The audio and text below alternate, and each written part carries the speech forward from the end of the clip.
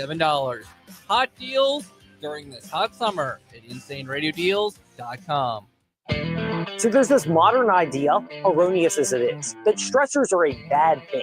But on this TruthLaw.com Fast Take, we've got the stress of the eyes beaming down from us at Amherst County High School, where their football coach, Chris Moore, has introduced stressors, practice, and in training sessions to his team, trying to get them ready for close games, where they struggled in 2024 to get victories, ultimately costing them a spot in the playoffs.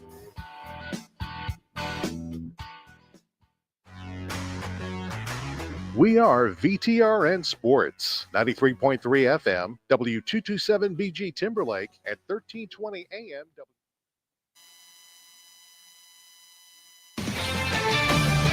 This is Bart Winkler with a Sports Minute. Shedeur Sanders will be getting the start for the Browns tonight in their preseason debut. A cool moment for a guy who's worked his whole life for it. So why is everyone being so weird about it? We don't need the morning show debates about is this preseason game make or break. We don't need to wonder if the Browns are setting him up to fail. Sometimes people are distractions. Shedeur hasn't been this camp. The obsession over him is the distraction. Good luck tonight, kid. I'm Bart Winkler.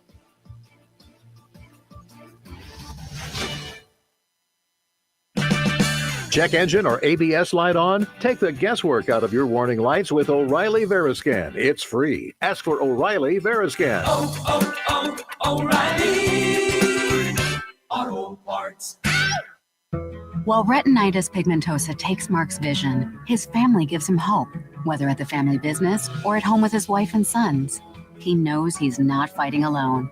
For 50 years, the Foundation Fighting Blindness has funded research into treatments and cures for blinding retinal diseases, providing hope to people with vision loss. And for Mark, winning the fight means being there for his family. The Foundation Fighting Blindness. Together, we're winning. Help us end blinding diseases at fightingblindness.org. Get a $15 O'Reilly Auto Parts gift card after rebate when you buy 5 quarts of select Mobil 1 synthetic motor oil in-store or online. O'Reilly Auto. Savings are heating up, and so are the summer super deals at the Used Car Superstore on the Sheeler Motor Mile. You don't need super strength to get approved for credit. Sheeler owns the finance company. Getting approved for credit is super easy on the Motor Mile with financing options for every budget. Sheeler makes car buying easy with the hottest brands all in one location. Cars, trucks, vans, SUVs. Many have miles in the teens, remaining factory warranties, and some are even local one-owner vehicles. Over 900 used vehicles in stock now and ready to move. More than any other dealer in the area, plus exceptional service, selection, and savings. Need some summer spending cash? Sheeler will buy your vehicle even if you don't buy from us.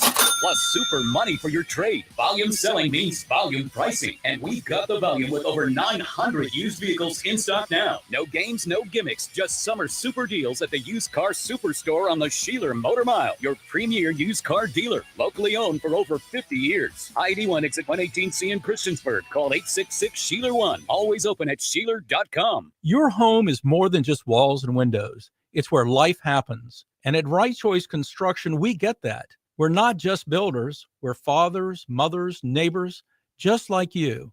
And every nail and every beam reflects our commitment to creating a place you're proud to live in. With Right Choice Construction, you're choosing a team that's been perfecting the art of building for years. So build with us. Build with experience. Build with quality. Build with Right Choice.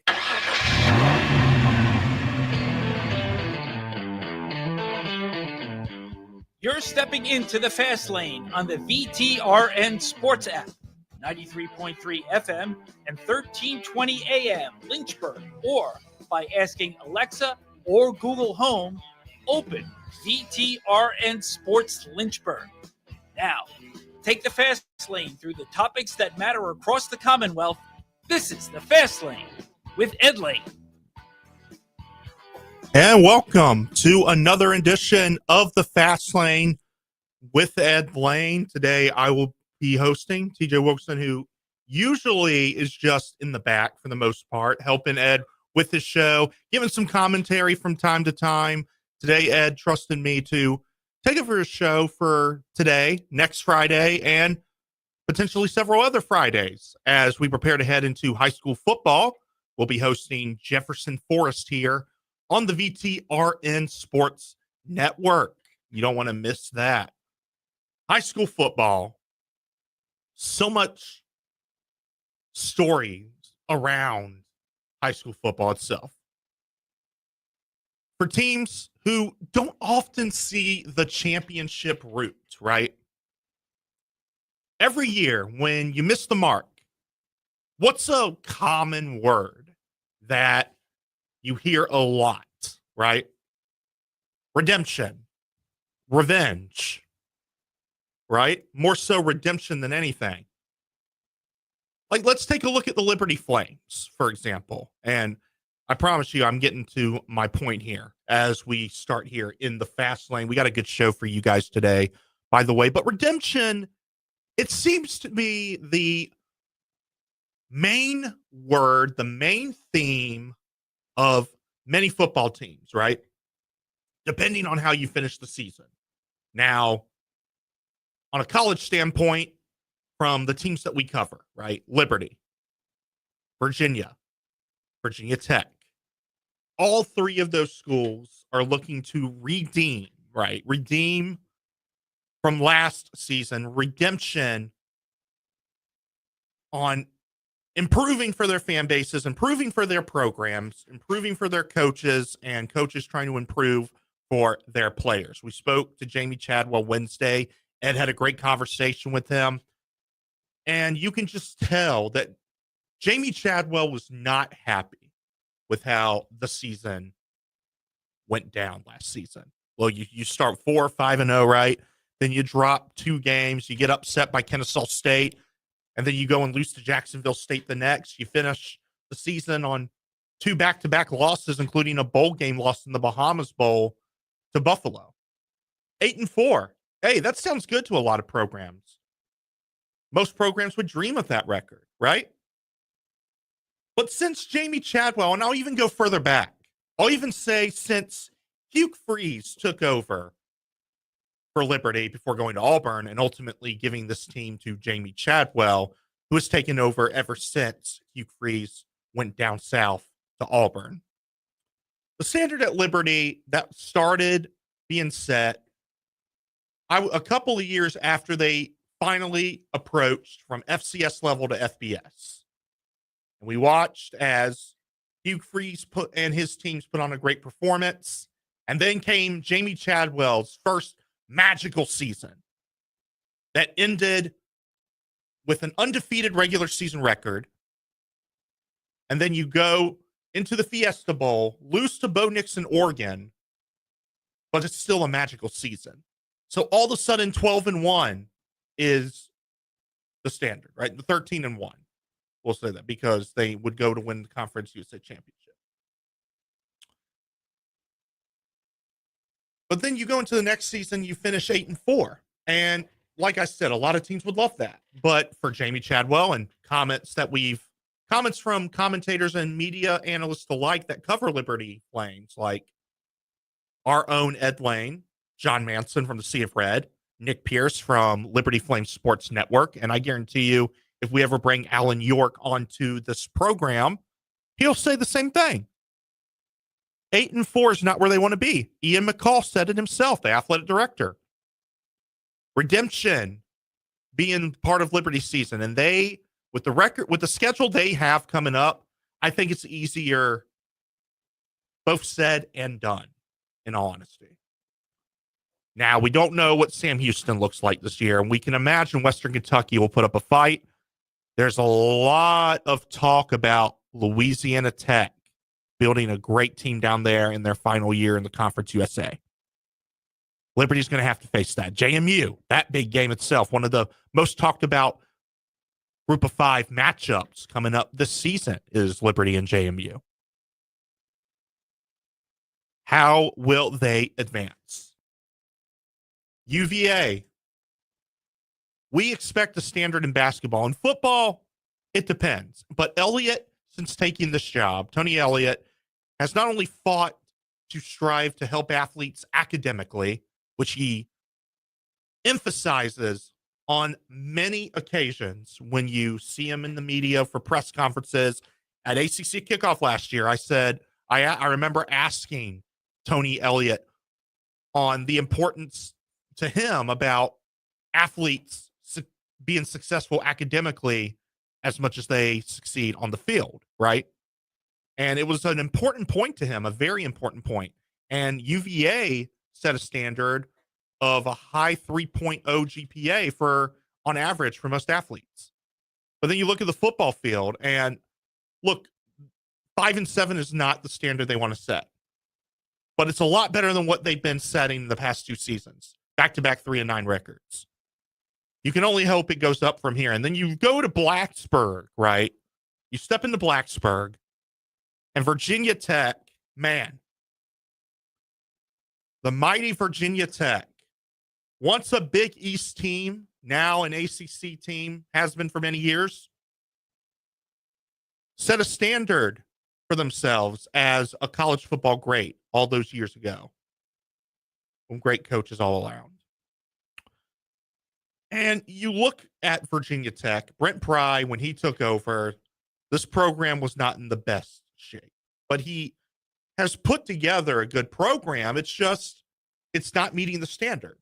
And you can factor in a lot of things. Look, Kyron Drones not being fully healthy, for example, right? The Miami game, the ending to that alone. I remember when that game happened, it was talked about for weeks on end. It was talked about all week after that Thursday night game. Virginia Tech ended up starting out with a solid program wins, but then when you lose games like the Rutgers, which they felt like they should have won, right? And then after that tough loss to Miami, you go on a 3-game win streak and then they lose the next 3. And at that point, it's like, okay, where do we go from here? Where do we set the bar? Redemption for a lot of teams here in Virginia, in the Commonwealth. And as the football season prepares to start, you're going to see that be a theme for many teams. You're going to see it be a theme for the Dallas Cowboys, for example. It's been a theme for many. Hey, we are going to redeem ourselves this year. We're going to go further than the wild card. We're going to go further than we have been in the last 23 years. Oh, we fell short. Oh, we didn't make the playoffs. Oh, wow, we lost to the 49ers again in the wild card off some ridiculous play. Redemption. We saw it in Washington. Look, Washington had a bad rep from the Dan Snyder era. New ownership took over. Jaden Daniels drafted. Team heavily improved. Redemption's not the thing for them this year. It's okay. We made it to the NFC Championship. We made it further than people expected. We exceeded expectations. It's not redemption for us, technically. It's just proving, hey, we're not flukes, right? We're not flukes.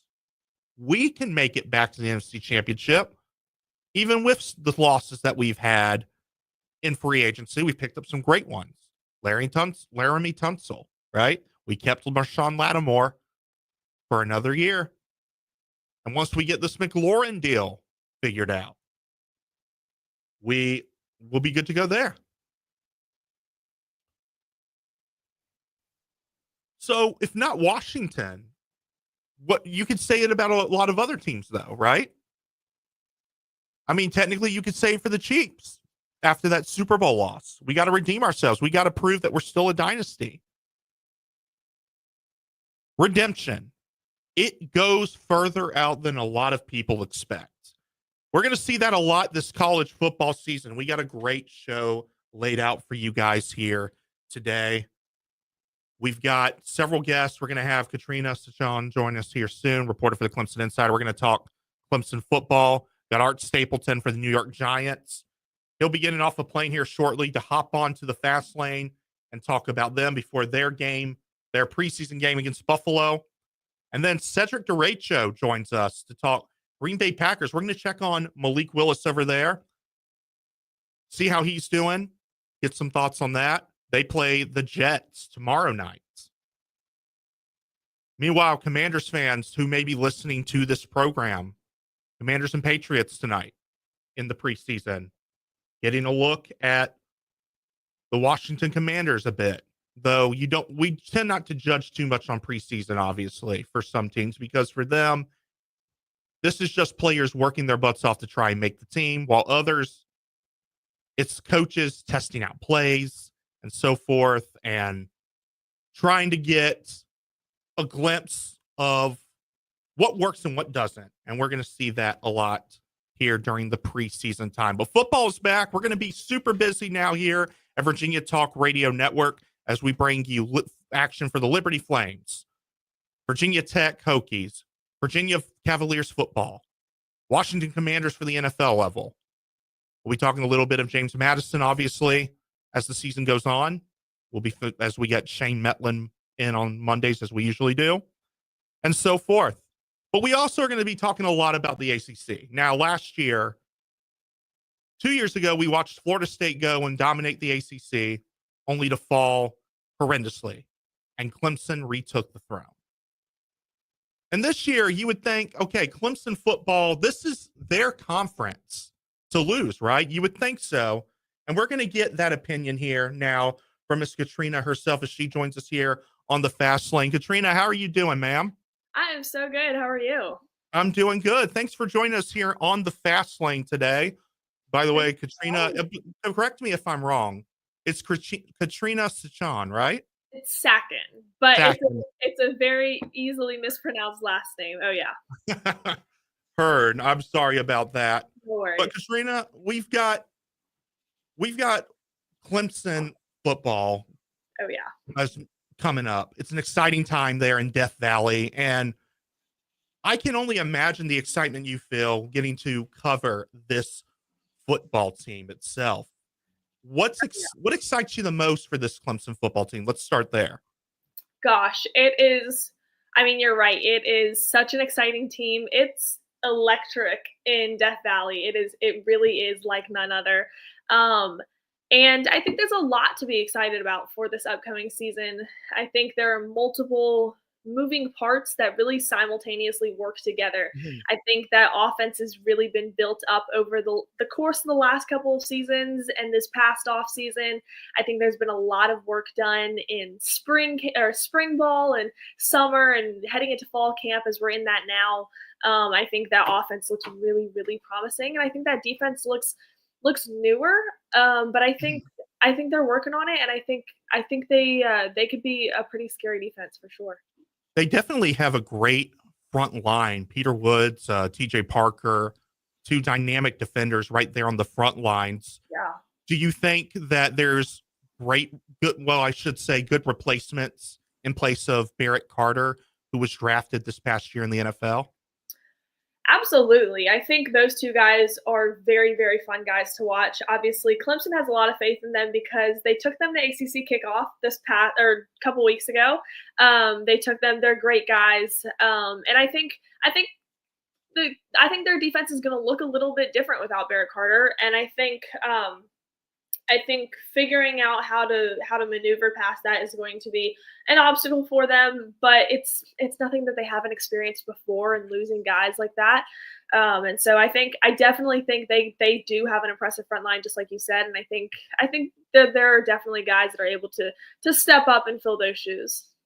There's Rena from the Clemson Insider and Sports and Culture Media, telling stories for athletes everywhere. And at ACC kickoff, she had a chance to do that, including with Virginia Tech's very own Kyron Drones. What was that conversation like before we dive back into Clemson? Oh, man, Kyron is the best. He is the sweetest guy in the world. Love that guy. He is an extremely hard worker. He's a great guy. I think last season, and you're kind of in that location, so you've definitely done a deep dive. But I think Virginia Tech had a lot of expectations, high expectations for them coming into last season. And I think this season, they finished 6-7. Yeah. And I think there's a different perspective heading into this season, and Kyron and I had talked about that. But he said he's feeling good as well, and he told me actually, funny enough, off camera, he told me at ACC kickoff, he said if I had to suit up tomorrow, I would, and I could. He's feeling good, he's feeling confident, and I think he's such a hard worker, and I think that's extremely. I think that shows on the field, and I really think that Virginia Tech could take that I think he could really take that Virginia Tech offense in a different way this season. Absolutely, and he's shown it on several occasions. You talk about growth and confidence, and you look at Cade Klubnik. He has grown. He has shown more and more confidence as the season has gone on. I know 2 seasons before ACC kickoff last year, I remember he told us that he had worked out with Eli Manning and them at their camp. And this year he had taken a lot of steps to prepare for this upcoming season. Talk about the growth that we've seen from Cade Klubnik, from being a young QB coming to a big program like Clemson to now we're seeing a confident young man who could potentially be a first-round draft pick coming into next year. Definitely. I think the progress that Cade has made over the last couple of seasons is tremendous, and he has every single person and man support from that team, including the big man of Dabo Swinney. Dabo Swinney's all of his eggs are in one basket, and that's Cade. His ability to read defenses now, his ability to kind of maneuver around that pocket a little bit more, his ability to really just assess the offense and defense. It's been a really, really motivating change over the last couple of seasons. And Dabo is he's all in. He is all in on this Cade Klubnik thing. He's made that very evident in spring ball and summer and at ACC kickoff and throughout fall camp, the beginning of fall camp. He is extremely confident in Cade Klubnik, and I think you got to be. And I think the biggest thing for me of what I saw from last season and just kind of what I've seen in the last couple of months is Cade's confidence. I think it's grown tremendously from the last couple of seasons to where he is now. And I think that's one of the biggest things. It's going to take him really, really far in this season and hopefully in the pros as well. We've seen Dabo do something where we don't see Dabo do, Katrina. We saw him dip a toe into the transfer program. Yeah.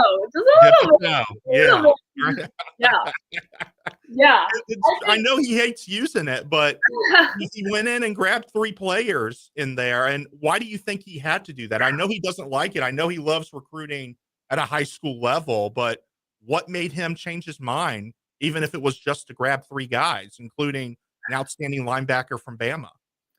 I think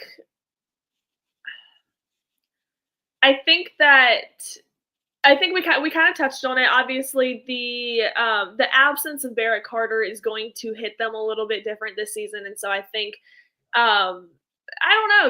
Clemson last season, respectfully, they never beat a ranked team last season. They couldn't beat a ranked team last season, and I know another question that's probably going to come up is Clemson staying in the ACC? I know there's been so much talk about it. And so I think those two things they go hand in hand. I think Dabo is realizing maybe that, okay, hey, we didn't have much success against an SEC team last year. Mm-hmm. What does it look like being able to utilize the transfer portal, and what can our team possibly look like with the usage of the transfer portal? I think, I don't know what it was, whether it was pride, whether it was he's thinking, okay, I got this. I got it without, using those guys. But I think the absence of Barrett Carter, as well as the inability to beat an SEC school last year, was the reason for him using the transfer portal. And I don't think he'll ever admit it. I really don't. I don't think he'll ever admit it. And I like Dabo. I really do. I like him as a person. I like him as a coach. And so it's not a knock on him. I genuinely do like seeing that guy. And I see that man all the time at this point. And so, but I don't think that it's a knock on him nor Clemson. I just think he's realizing, okay, if there's a chance that Clemson leaves the ACC, if there's a chance that they move over to the SEC, Clemson right now cannot compete, without the usage of the transfer portal. I don't think Clemson has the ability to compete at a high level in the SEC. And I think you can run from the truth, but you can't hide from it. I love that. You can run from the truth, but you cannot hide from that. That was great. Speaking of running, though, Gideon Davidson and the young kid out of Lynchburg here, now a part of this Clemson camp. And we've been hearing a lot of buzz about him. I remember Eric McLean told Ed Lane, hey, this kid is amazing. He reminds me a lot of Travis Etienne even. He's getting those kind of reps. What have you seen from Gideon Davidson from camp, and how do you think he'll translate into the college level?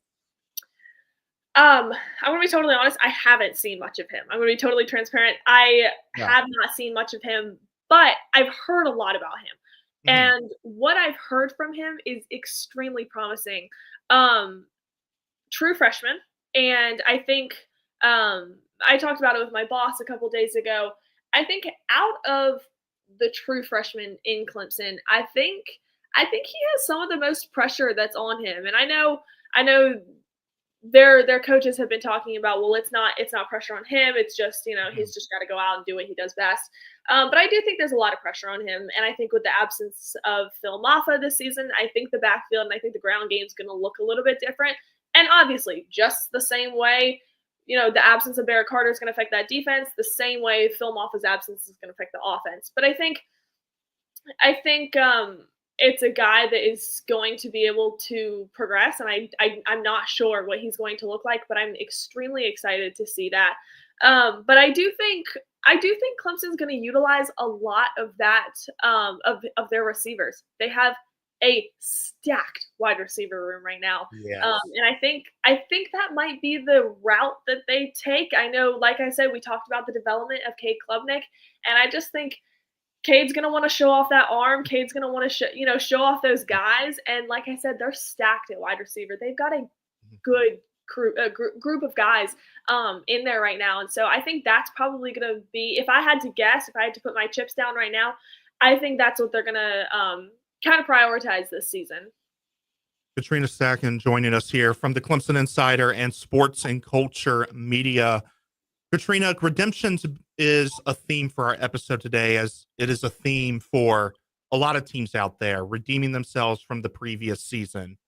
Clemson's been high, but when it comes to, like you said, facing SEC teams, Georgia and South Carolina, this year they face South Carolina again, obviously, because the big rivalry. They start with LSU. Where does redemption fit into the schedule, and how do you think Clemson will meet the expectations of redeeming themselves and maybe going further than the first round of the college football playoffs, should they make it? They will, by the way. No, for sure. I believe redemption starts week 1, and I think that is regardless of whether you play an SEC school week 1 or not. I think LSU aside, redemption starts week 1. And obviously, you mentioned the South Carolina matchup that they fell short in last season in Death Valley. I think redemption starts with themselves. And I think, Dabo told me at ACC kickoff, he said, as important as the LSU game is, so is the Troy game. And, so is their Furman game. I think redemption starts within themselves. But, obviously lots of big games on that schedule, but I think it really has to start with themselves. And then they can move forward with that.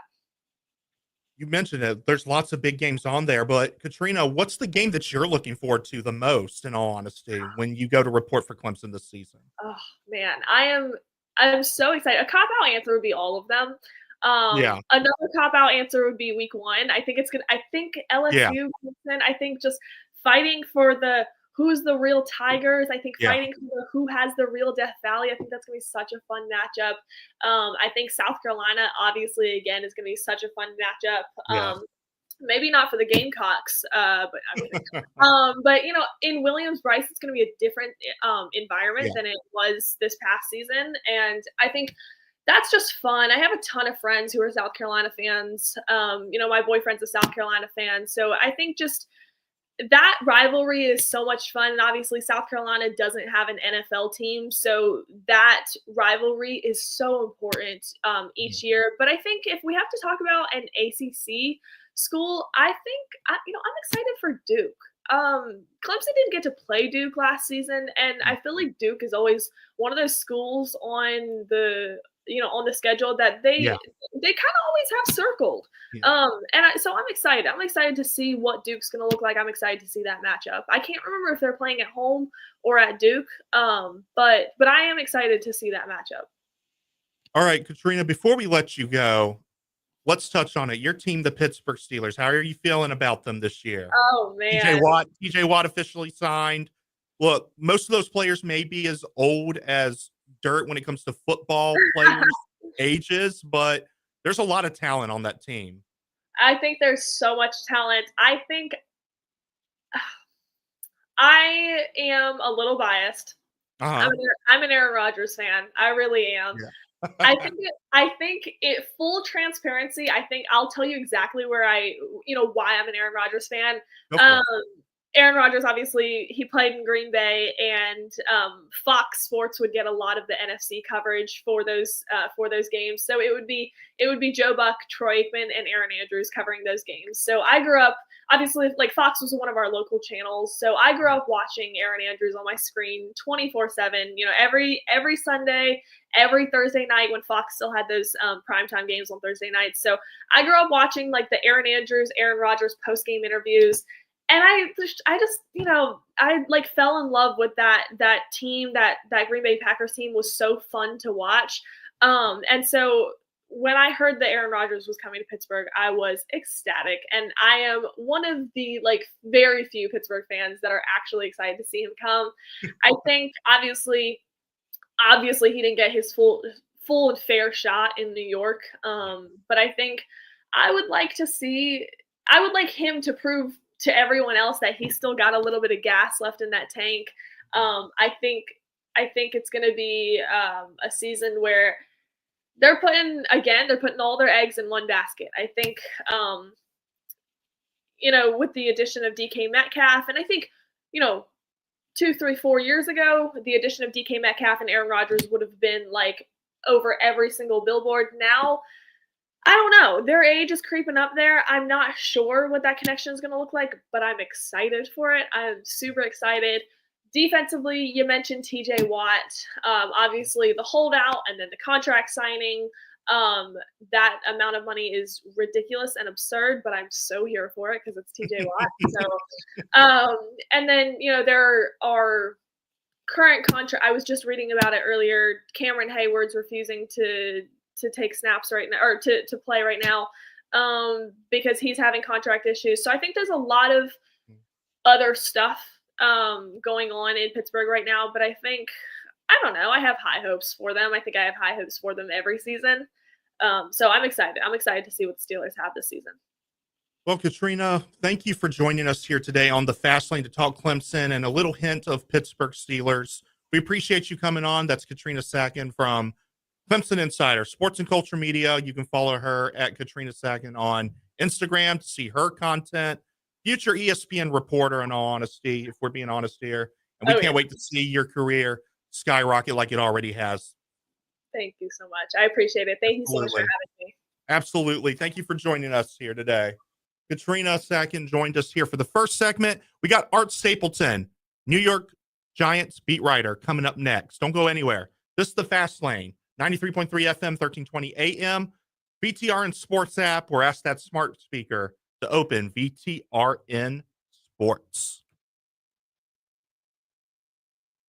Mark Dalton here with Terry Volkswagen. Get ready to fall head over heels for the perfect VW SUV. One size doesn't fit all, though, and that's why Volkswagen has an SUV for everyone. From the compact and affordable Volkswagen Taos to the tech-packed Tiguan and the spacious Volkswagen Atlas. No matter which one fits your lifestyle, you'll love the comfort, performance, and safety. Stop by Terry Volkswagen on Forest Road in Lynchburg or check us out online at terryvw.com. Terry Volkswagen. You'll love our cars. The thrill of Liberty Flames football returns this fall. Give it to us. There it is. Touchdown, Liberty. Be at Williams Stadium in Lynchburg when the Flames begin the chase for the Conference USA Championship. See all 6 home games, including a battle with in-state rival JMU on September 20th.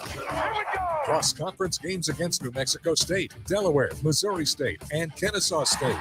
Season opener August 30th against Maine. Season tickets and full schedule at lufootball.com. Some journeys start small. with small paws and big purpose.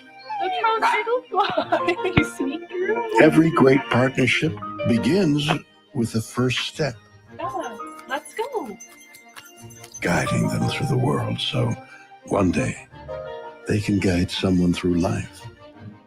With shared experience, confidence grows, and the path becomes clear. It takes time, patience, and love. But the reward lasts a lifetime. You don't just raise a puppy. You raise a future. Become a Dogs Inc. puppy raiser. Give a dog a purpose. Give someone hope. Learn more at dogsinc.org.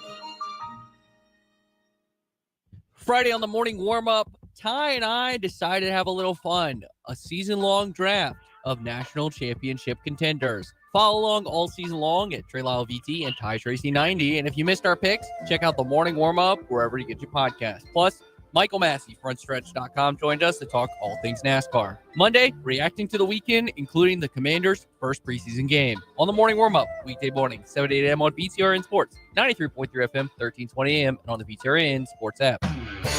It's been said that 50% of advertising is wasted, but it's hard to gauge what 50% that is, except for businesses using InsaneRadioDeals.com. They've been putting their gift cards and gift certificates into the marketplace, which are then a direct tracking mechanism to figure out just how effective advertising is. Plus, they've gotten additional ads to run across the Virginia Talk Radio Network. To put InsaneRadioDeals.com to work for you, email ed@wiqoradio.com and visit InsaneRadioDeals.com. Head to lynchburg-hillcats.com to lock in your tickets for the Lynchburg Hillcats this season. Now here's BTRN Sports. Step into the Fast Lane 24/7 at Trey Lyle VT and Fast Lane Ed Lane on Facebook, Twitter, Instagram, YouTube, and wherever you listen to podcasts. Now, back to the Fast Lane. Redemption is the theme in today's Fast Lane episode. And one of those teams seeking redemption is the New York Giants, who have had it a rough, tough and go. And the Hard Knocks episode that came out didn't help things as well. But there's a lot to be excited for. Look, new additions, drafting Jackson Dart, Abdul Carter. That defense looks ferocious. Love the QB room with Russell Wilson, Jameis Winston, and as we mentioned, Jackson Dart. But it's going to be tough for them. Look, front office, as we're hearing, is already in the hot seat. So we're hearing, but we're going to tap into someone who knows more than us. Art Stapleton, beat writer for the New York Giants from NorthJersey.com, joins the show to tell us, are we right that Brian Daboll and the front office must be feeling the anxiousness, the heat for success, especially when it comes to having right now the number one tough schedule? Art, am I right or am I wrong? Well, it depends on who you're talking to, right? Thanks for having me. I think, they've gotten to the point now where they believe that they're heading in the right direction. Now, the proof will be what happens in week 1 and week 2 and week 3 and so on. But I think they believe they've solved the draft issues. They had a great class last year, and they think this year's class will be even more impactful with Abdul Carter and ultimately Jackson Dart at the top. Look, this is a year-to-year business in the NFL, so I don't think anyone could say they don't feel the pressure, they don't feel the urgency. This is a team that got off to slow starts each of the past 2 years, and things carried all the way through the season. So I don't buy the hot seat thing. I know a lot of people go back to ownership at the end of last season saying, John Mara saying, I want to feel better this time next year, which is the end of the 2025 season, than I did at the end of the 2024 season. Well, they won 3 games. So, of course, he wants to feel better. Yeah. I don't know necessarily if he put a number on it. You just have to see how the season plays out. And they have a lot of young players who have an opportunity to truly catapult this team if they progress the way the Giants believe they will. A lot of people believe in media hype, and especially when HBO Max released that Hard Knocks story with the Giants. And I want to be careful what I say here. I wouldn't want to say laughing stock, but a lot of people were making fun of the front office last year for those clips. How hard do you think it was for the Giants to sell fans just because of what was shown in those clips? And do you feel like it's given them a bad rep coming into this year, whether there's improvement or not? I think the bad rap is for any team that would have agreed to do a groundbreaking off-season show in which you basically opened yourselves up to the free agency and draft process. Let's not forget, Hard Knocks is always training camp, and the Giants were always wary of that because they didn't want the players or the team of the current season to be affected. But ultimately, all you need to know about what a laughingstock the Giants were and the criticism that came from all angles is that was a one and done. And I don't mean a one and done for the Giants, a one and done for the NFL. They could not convince another team to open themselves up the way the Giants did, because most teams operate the way you saw the Giants operate. And I think probably you have a handful of teams that operate that would be criticized even more so than Joe Schoen and Brian Daboll were last year. And ultimately the reality is that you win 3 games and you're going to be a laughing stock no matter what. But I do think that they put themselves in a difficult situation. But I think ultimately that would have been a situation for any team being in that spot. And I think all you need to know is that right now, no one else agreed to do it, and it went by the wayside after 1 year. I will give the Giants this. I think the Cowboys would have made a bigger fool of themselves, especially if they did Hard Knocks the way the Giants did it last year, this year with the whole Micah Parsons thing. Oh, man. Lord have mercy. You want to talk about a comedy special? That's a comedy special right there. Art Stapleton, who joins us, beat writer for the New York Giants for NorthJersey.com. Redemption. The QB room. 2 quarterbacks seeking redemption for their careers, right? Look, Russell Wilson gets a bad rep, right? Jameis Winston got a bad rep, despite the fact that, hey, one of the most entertaining guys out there that a lot of people know. Why is the New York Giants the answer to their redemption? Or is this just the Giants piggybacking on those two until they feel like Jackson Dart is ready to go out later on in the season?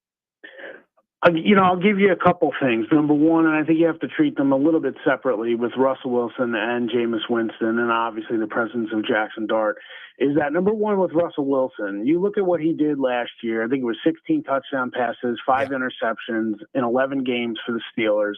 He won 5 games as a starting quarterback. He ended up making the playoffs. He led the team to the playoffs. Now, granted, they lost their final 5 games to difficult teams. If the Giants got that play out of their quarterback last year, they would have won a heck of a lot more than 3 games. And I know some people don't like putting it all on Daniel Jones, and it wasn't all on Daniel Jones. But from a quarterback perspective, Russell Wilson just simply taking last season, bottling it up, and putting it into this season, I think the Giants believe that they will be improved at the position. And Wilson's looked good from the spring on.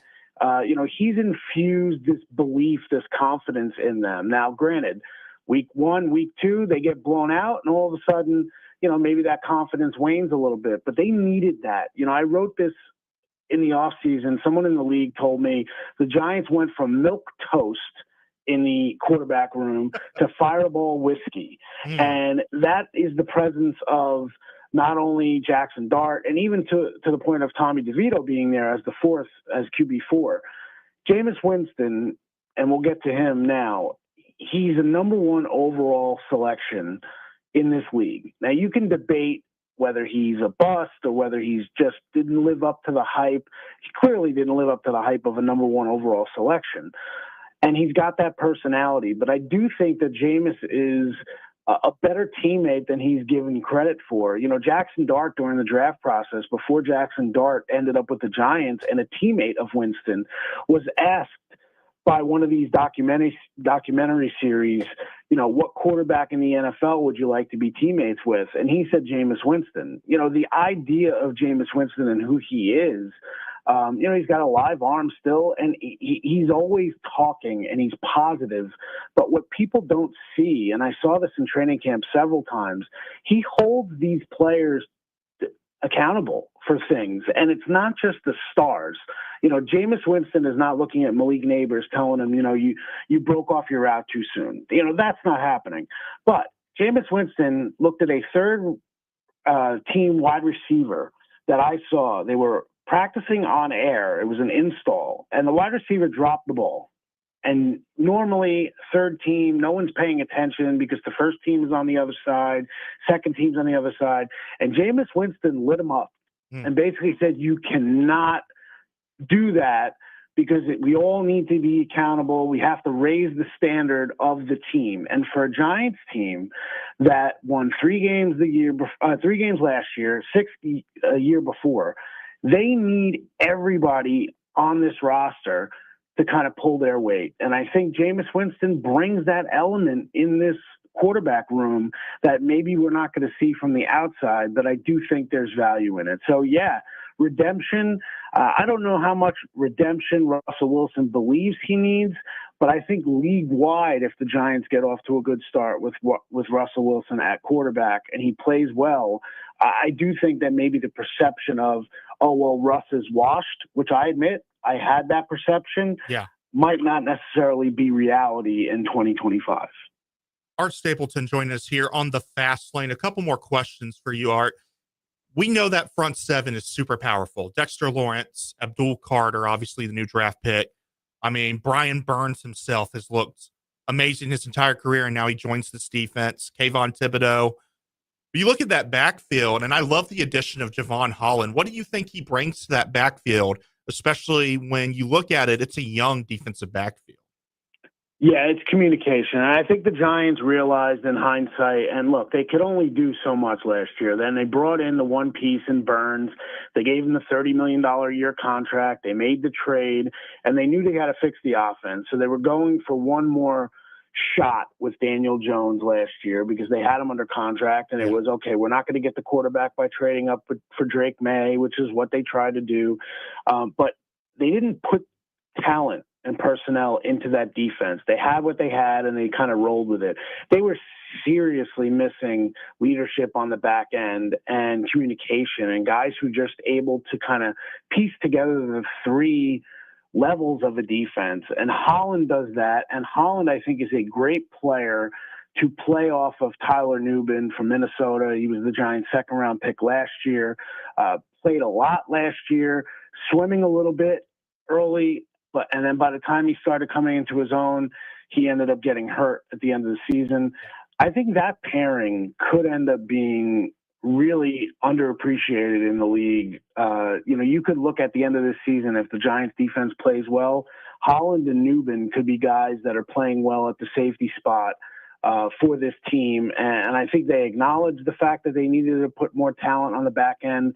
I think they did that with Holland. I think they did that with Paulson Adebo. And I do think they're counting on guys like Nubin, like Drew Phillips, who they liked last year a lot. He's their nickelback. You look at all the analytics. Analytics loves, Pro Football Focus loves Drew Phillips in the nickel. So we'll see. And they've got to come together at the other corner spot opposite Paulson Adebo, and that's Tay Banks from Maryland. And if he can't do it, it'll ultimately be Cordell Flott. But Banks has kind of pulled away a little bit in that competition. I've had people tell me that, Banks was a CB2 all along, and he was miscast in a role as CB1. And right now, with Adebo being there as the number 1 corner on the team, they think that Banks could kind of settle into a number 2 spot on this team, and then you go from there. But, look, only time will tell. Art, what is the game? I asked this for every beat writer reporter for NFL teams.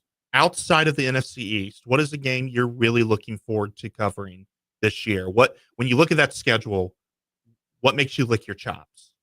You mean in terms of the Giants game? Or, yeah, in terms of the Giants, yes.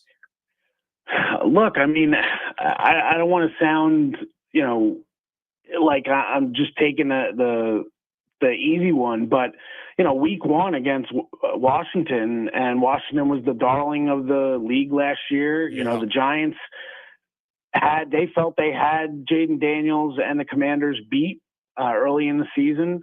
Now they go back down there. There's going to be all the pressure on Washington, no pressure on the Giants. I think that season opener, and then the Giants go to Dallas in week 2.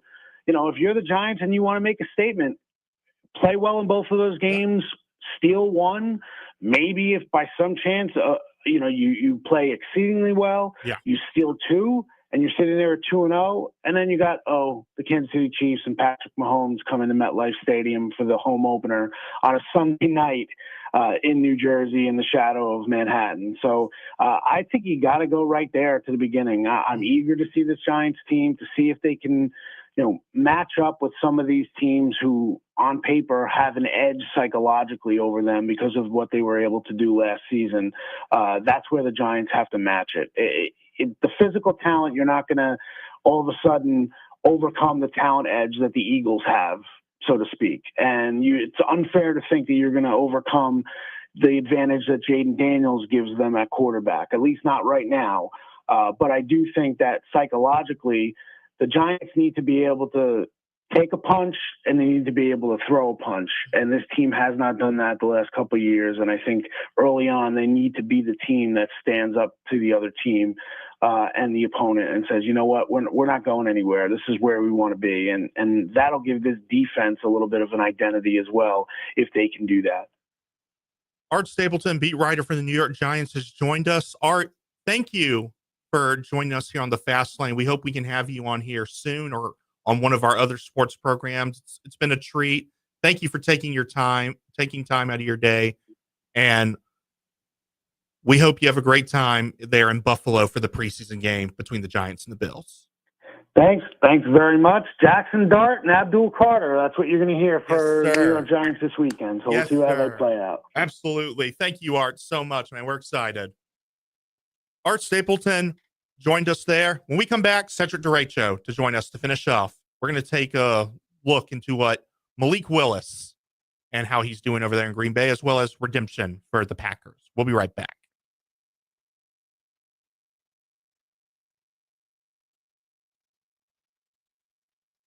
Superstore on the Sheeler Motor Mile. You don't need super strength to get approved for credit. Sheeler owns the finance company. Getting approved for credit is super easy on the Motor Mile with financing options for every budget. Sheeler makes car buying easy with the hottest brands all in one location. Cars, trucks, vans, SUVs. Many have miles in the teens, remaining factory warranties, and some are even local one-owner vehicles. Over 900 used vehicles in stock now and ready to move. More than any other dealer in the area. Plus exceptional service, selection, and savings. Need some summer spending cash? Sheeler will buy your vehicle even if you don't buy from us. Plus super money for your trade. Volume selling means volume pricing. And we've got the volume with over 900 used vehicles in stock now. No games, no gimmicks, just summer super deals at the Used Car Superstore on the Sheeler Motor Mile. Your premier used car dealer. Locally owned for over 50 years. ID1 exit 118C in Christiansburg. Call 866-SHEELER1. Always open at Sheeler.com. When it comes to legal matters, there is no substitute for experience. Hi, I'm Randy Trost with Trost Law. We've gained knowledge from serving Virginians for over 4 decades. Since 1982, we've handled auto accidents and personal injury cases ranging from simple fender benders to complex tractor-trailer cases. And we're ready to put our experience to work for you. We hope you never need our services, but if you do, just give us a call at 777-HURT or visit us at trostlaw.com. Hot weather is right around the corner. Save money on those summer cooling bills by upgrading those old drafty windows. Discover energy-efficient, easy cleaning tilt-in windows now with Collins Custom Builders. Our customers have relied on us for 35 years to provide the best in windows, siding, gutters, and more. Plan early and call today for your free estimate. Find us online at collinscustombuilders.com. This fall, Saturdays belong to the Hokies. Oh, and these Hokie fans are going crazy here in College Town, USA. Lane Stadium, electrifying, iconic, the best in college football. Oh, you'd have to be here to believe it. Built by tradition and fueled by passion. Breaks free at the 10, to the 5, touchdown Tech. Where every roar and every cheer brings you home. Are you ready to start jumping? Tickets on sale now. Visit Hokiesports.com. Step into the Fast Lane 24/7 at Trey Lyle VT and Fast Lane Ed Lane on Facebook, Twitter, Instagram, YouTube, and wherever you listen to podcasts. Now, back to the Fast Lane. And as we drive back into the Fast Lane to finish off this show, look, we've talked about redemption arcs on the Fast Lane today here on this beautiful Friday down in Virginia. We mentioned Liberty on its path to redemption from a season that they didn't like, a season that they had where they felt like they could have been better. One Conference USA again, potentially, had things shaped up. We spoke with Katrina about Clemson and talked about Clemson wanting to be back in the top 4 of college football programs, which they've slid down a bit. Then we talked to Art Stapleton and the New York Giants, and we talked about the Giants' redemption arc after being a laughingstock on HBO Hard Knocks, and then having the season that they've had with butts on the line and how they hope, despite having the toughest schedule in the NFL currently, number 1 toughest schedule, on how they hope to perform. And Art, Katrina, they gave us great insight on their respective teams. And to finish it off, we have a lot of Green Bay Packer fans here in Virginia, with the Green Bay Packers being such a high-marketed team. And today on the Fast Lane, we picked up a guest from Green Bay, Wisconsin, off of WFVR, local CBS 5, also one of my coworkers for PBJ Productions, which is on the come up. And this guy is also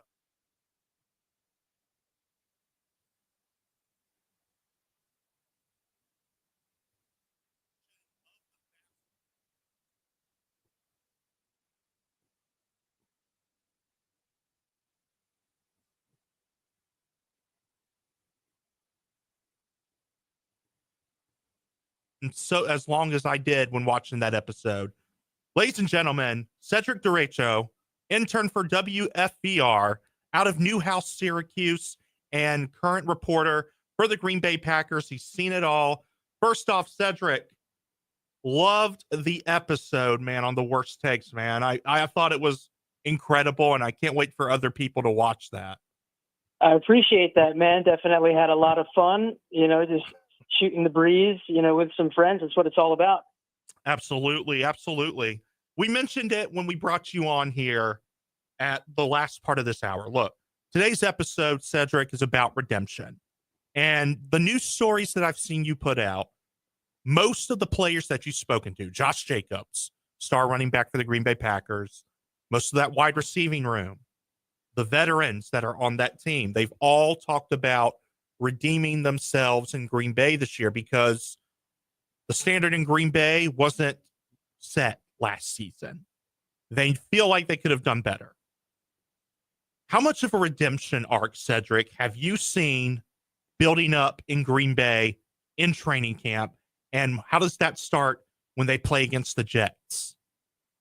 It'll be interesting because the game against the Jets tomorrow, Matt LaFleur said that all of his guys have to be ready to play. He wants to get his starters meaningful minutes. So look for Jordan Love, Josh Jacobs, and company to get perhaps more than just a series, perhaps 2 or even, 3. Look for some meaningful snaps out of those guys. I think that in terms of a redemption arc, I think that guys are hungry. They're not happy with the way things ended last year. All of the guys in that locker room make that clear. There's a lot of guys on the bubble fighting to make this roster right now. And then whatever the case may be, whichever guys make this final 53-man roster, they're going to be ready to go out there and compete in this NFC North. Cedric Derecho joining us here on the Fast Lane to talk about the Green Bay Packers. Jordan Love has come a long way, Cedric. Since being drafted, people booed him when he was drafted. Aaron Rodgers threw a hissy fit about it, ultimately finally departing after making 2 off seasons of drama over it. This is now Jordan Love's team. And we've seen success from Jordan Love, but we've seen him needing to grow in some areas. Have you seen that growth throughout training camp, or is it too early to tell? I would say that I've seen some strides there. You know, he's definitely the leader of this football team. The whole team is behind him. I've seen him make a heck of a lot of nice throws, you know, in training camp. But obviously, I do think that it is a little bit, you know, early to tell. This is year 3 of Jordan Love. You know, you had a lot of the legendary Green Bay Packers quarterbacks, you know, make huge strides in year 3 for them as starters of Brett Favre and Aaron Rodgers, with both of those guys actually reaching the Super Bowl in, you know, year 3 of them starting. So that is a high bar to follow. It remains to be seen what Jordan Love can do, but I can say this as of right now, he does look good. That's good to hear, actually. Really rooting for the guy. I'm wondering, do you think this Jordan Love story, whether he pans out the way Rodgers did and whether Brett Favre did, do you think he's going to follow that little circulation of being with Green Bay for most of your career, then being with random teams like maybe the Jets or the Vikings, as Brett Favre did, and now we saw Rodgers go from the Jets to the Steelers? The Sports Betting Network. Welcome to Make It Rain with Adam Shine on VSiN, the Sports Betting Network.